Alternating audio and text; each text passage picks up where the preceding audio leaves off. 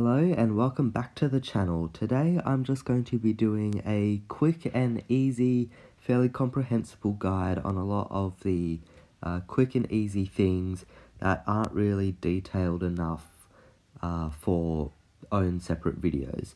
So I'm just going to go through a few of the more common things to jumpstart your Lagrange experience, and yeah, some of these topics do have more in-depth counterparts or aspects to them, which I will cover in the future if I haven't already, like blueprints. I'm going to do a video on like dissecting blueprints and interpreting all the information so that you can read them for yourself quite easily, and so that you actually know what to do with the blueprints that you obtain. And I'm going to do videos on like city raids and stuff like that, raid tactics, so that you can capture those. But this is just going to cover, like, in the instance of cities, what are cities, where do you find them, what do they do, that kind of stuff, rather than going through the ins and outs of stuff like that. So I hope you enjoy. Please like, comment and subscribe if you do, and I will see you in just a second. So here we are on my newest account. This is season 1, only a few days old, and I'm just going to show you a little bit about operations. So first of all, there's a maximum number of operations you can have. Down the bottom in the middle, there is a create operation button with how many operations you have out of how many is your maximum. And you can just create those. If you want to do something, it will automatically create an operation for you, or you can create them and then use them later. But you can only like cruise between them, and it can be really quite slow. But sometimes you can warp, like you'll often see, like right here, miners are traveling between base and this operation, and you can see whether or not you can do that is if you zoom out a little bit to here, you can actually see the operations, and I've got these two side by side over here, operation 2 and operation 4. Zoom out just a little bit, and the operation 2 is a solid circle. So that indicates that you can warp between it.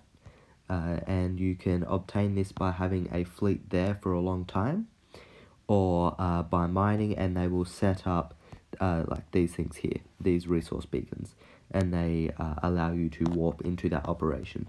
Any operation that you haven't, that is like unknown, is the game term. Anyone that doesn't have a fleet sitting there for a long time, or some kind of other resource beacon or something like that to allow you to warp to it, you can only cruise to. So if I was to send a fleet here, it's not going to jump, it's not going to warp, it's just going to fly at normal speed. And additionally, you do not need to, well, like construction operations do not count towards your maximum number of operations. I don't have any built yet, this is a very new account, but if you were to build an outpost, it's not going to use up one of your operations. If you build a mining platform, it's not going to use one of those, and you can always warp between those. So you can set up a mining platform or an outpost, and you can always warp to it if it's not out of range. There is a maximum warp range, so you might have to take multiple trips. So for instance, if I wanted to get from, like, say my base was way down south over here, and I wanted to get all the way up here, I might have to jump to like from there to maybe this base, because you can warp between allied bases, platforms and outposts, and then warp to the next one, and just do that rather than cruising and taking about 5 times longer. So I sort of just covered operations and warp simultaneously. There's not much more to it than that. It's fairly straightforward once you actually know how it works. So next up is mining, and resources are very important in the game. You can't have a strong military force without plenty of resources to actually construct it with. So in base construction, there is, at base level 3 and base level 4, you are able to get these facilities which create or increase your base's resource yield. I highly recommend these. These are extremely important. The only reason why I'm not upgrading that smelting plant right now is because I don't really need to at this very moment, even though I've got significantly more crystal than metal. So yeah, those are also important, as well as actually mining. But then also the trading center is extremely handy. Once this is maxed out, you can very easily survive just mining one resource and then trading it. Deuterium is the best mining, so the blue one, or the best trading rather, but crystal is also fairly good. Metal isn't worth much when related to crystal and deuterium, so it feels like you're giving away a lot more than you're getting sometimes. So that's very important, allowing you to swap your resources around. I'll just demonstrate that super quick. Resource trade in domestic affairs. Pick which one you want to grab and then just slide it. And yeah, pretty simple. Finally, well, sort of not finally, but mining is the most common way and the most well-known way, at least to brand new players, of how to get resources. You send your little mining ships out to resource nodes of level 1 and level 2, and they'll start mining, and then they'll fly back and drop off their resources. But we can boost this exponentially. The first way is actually by upgrading the ship, so they get experience the longer they mine. I very, very, very highly recommend that you upgrade the storage, not the mining speed. Upgrade the storage, max that out as soon as you can, and then the mining, use the last option to upgrade, the last upgrade slot to upgrade mining speed, and then max out its warp. The reason for this is because when you're mining, you want to maximize the amount of time you're mining and minimize the amount of time that you're going back and forth. If you max out its mining speed, you're just going back and forth from base a lot longer and spending a lot less time mining and more time traveling. Whereas if you max out its storage, it's going to spend more time filling up that storage than it is going to be traveling, and that's what you want. And we can even go further and grab ships such as the AC-721, which is very, it's a default ship. You get it out of the first box, and it's for most people going to be the first destroyer you open, unless you open a few boxes before then and get lucky. But you can use any ship, as I'll demonstrate in a second. But what you can do is go to create fleet, or if you have a mining fleet already created, rapid formation, or just select whichever ones you want. I'm going to grab 2 AC-721 and 1 mining ship, create fleet, go out to the expanse, and just have a look for whatever thing I want to mine deuterium, and I'm just going to send that fleet of 3 ships over. And you can see here that just by adding 2 destroyers, its capacity is now 42,540. Which is a lot. And if we just go into here, no, not there, create fleet, and let's just grab a single mining ship, a ship list, storage at the top, it's only got 5,100 on its own. So we just added over 40,000 units of storage to this mining fleet, which is a massive, massive increase in the amount of time that your ship is going to have to spend mining before it has to spend time traveling. And so over time, this will tremendously increase your resource yield. And so yeah, add these to AC-721 or any ship. Just the AC-721 is the best at it because it's specifically designed for this purpose. And find whatever resource you want to mine, and yeah, it will take a lot longer. If I press on this ship here, it takes like 20-ish minutes for it to mine before it has to come back to base.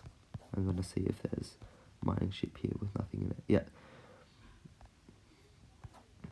So yeah, it takes, and oh crap, where's one that I just sent? It's not coming up just yet, unfortunately. But yeah, it will take a lot longer for your ship to have to come back to base, and that might sound kind of counterintuitive, but when you're spending time going back and forth, you're not actually mining. So as I said before, maximize the amount of time that you're mining, minimize the amount of travel time, and that way actually getting the most out of your time. combat ships, ones that you'd usually use in your combat fleets, can also go in there, especially if you're going overnight, like going AFK or it's nighttime or whatever. Just stick all your combat ships in with all your mining ships and boost your resource yield to the nines while you rest, and your resources will be nice and full when you come back. So next up is exploring and traveling. So at the start of the game, when it's giving you all its tutorial and stuff, it's going to try and ask you to explore. At least that's going to be one of the main missions that you have to accomplish. And to do this, you simply zoom out and press on an area of the map that you are yet to explore. And it's going to come up with this this yellow shade, and you press explore, create an operation, and just send whatever ship you want. I'm just going to send my Noma because I can. And it's going to go out and now explore this area, and you're actually going to be able to have a bit more of a clear idea. This really only matters in the first few days of the server, and then eventually the map will uncover itself. It's particularly useful for these black parts that remain undiscovered by your union, and that's a pretty handy way of being able to uncover where cities are and stuff like that. And I'll cover a little bit more about cities in a second, and also in more detail in future videos. But when you finish exploring, you get a little message. I hope it's still here. Exploration report. And it gives you rewards, whether it's like combat microchips for upgrading your ships, or like resources and the UE coins and stuff like that, which is pretty nice. So that's just mining, and you can see here I'm using this outpost here, or this base rather, to warp and then cruise the rest of the way.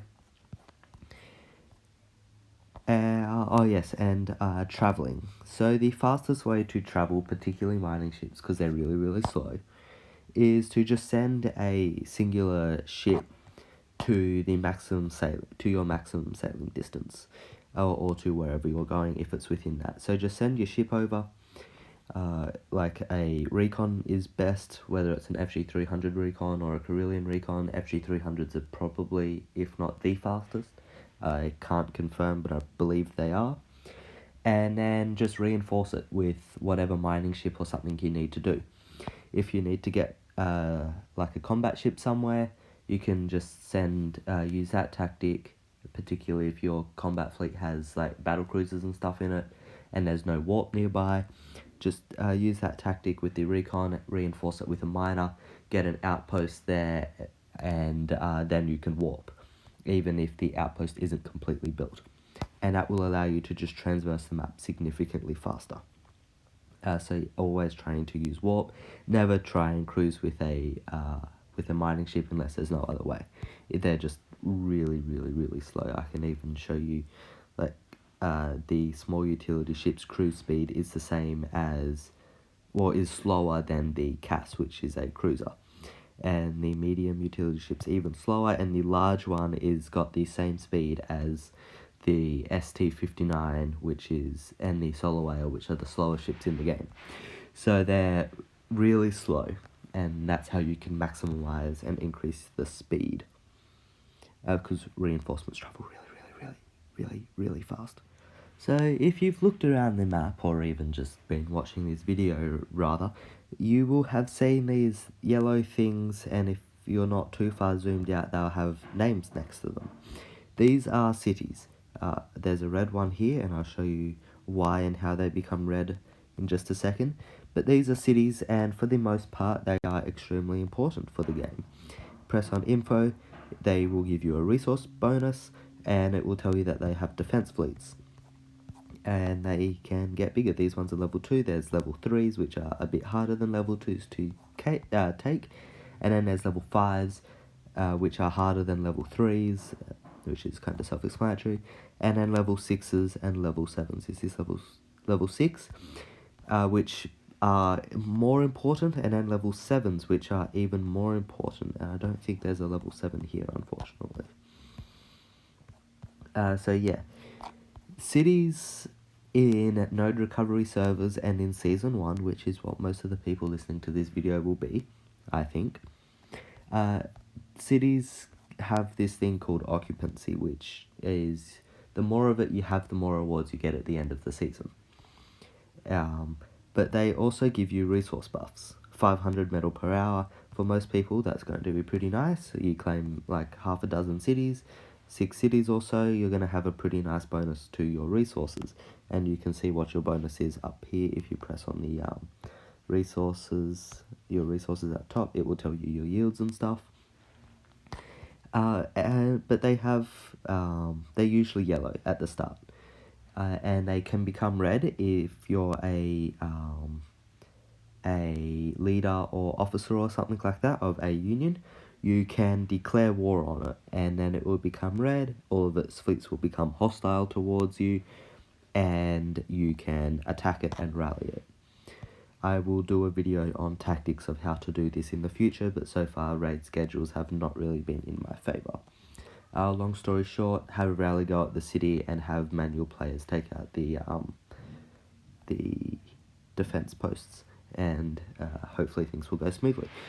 But as I said, they have defense fleets, and they vary in size depending on the size of the level of the city, and it will tell you what level they are and how many there are. Level 2 cities are generally speaking quite easy to take. Level 3s are a fairly decent step, but by the time you've taken a few level 2 cities, your fleet should be powerful enough to handle it. Level 5 cities are a pretty big step from level 3s, with 20 level 10 fleets, which is pretty nasty. But even more so is level 6 and level 7 cities, which actually consists of multiple cities that you have to take with multiple level 5 cities effectively that you have to take, and you only get the rewards, as you can see on all these other space stations that I've clicked on just then. You only get the rewards of the middle one, which you can't attack or anything. You take the other 3 or 4 smaller parts to it, and then you get the big reward in the middle, which is a pretty decent resource buff and occupancy. For a level 6 city, it's always 2.1%, and a level 7, I believe, is 6 or 7%, 7 point something percent. Here's a level 7 city, these really big ones over here. They will give you, click on it please, thank you, they will give you 7.2% each. And effectively the brackets are at 10% margins, so you have to take at least 5 level 6 cities, or 1 level 7 and 2 level 6, in order to get ranking criteria. So yeah, that's what cities are. And finally, obtaining blueprints. There's really only one way to obtain blueprints, and that is through researching. Well, there is another way, but this is the main way, and it's the only way you can get permanent blueprints. So you research black market boxes, which cost you Proxima coins.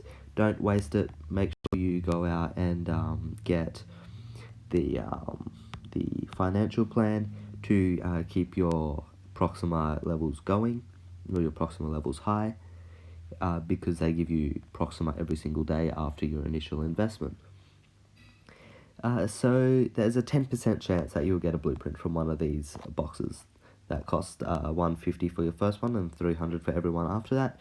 And the 888 saves you like 22 Proxima and buys you 3 boxes, which is 10% chances. They, as far as I can tell, act independently. It's not a 30% chance. Because I've got multiple blueprints in a single box. One not long ago, I got a Constantine the Great and a Manubium in the same box.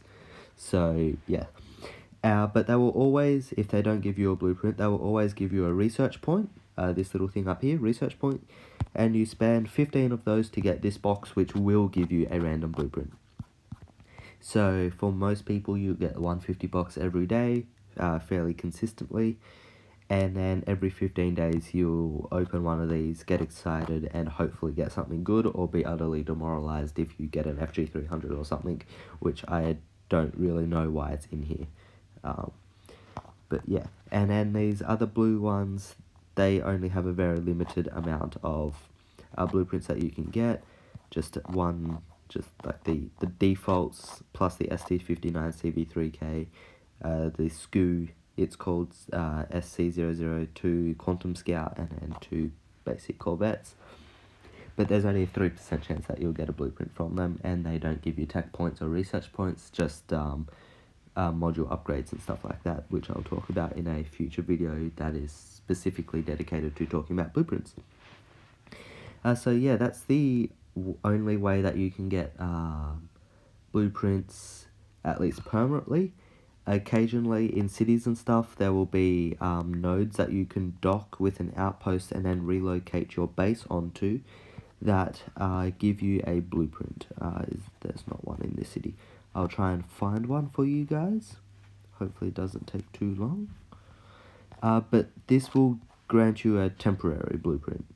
So a blueprint that won't last for you move your base off of it, whether your base gets destroyed or whether you relocate to a new location. You will then lose access to the blueprint. It will still be in your collection until the end of the server, but you won't be able to upgrade it or build it. It will say data lost. Why can't I find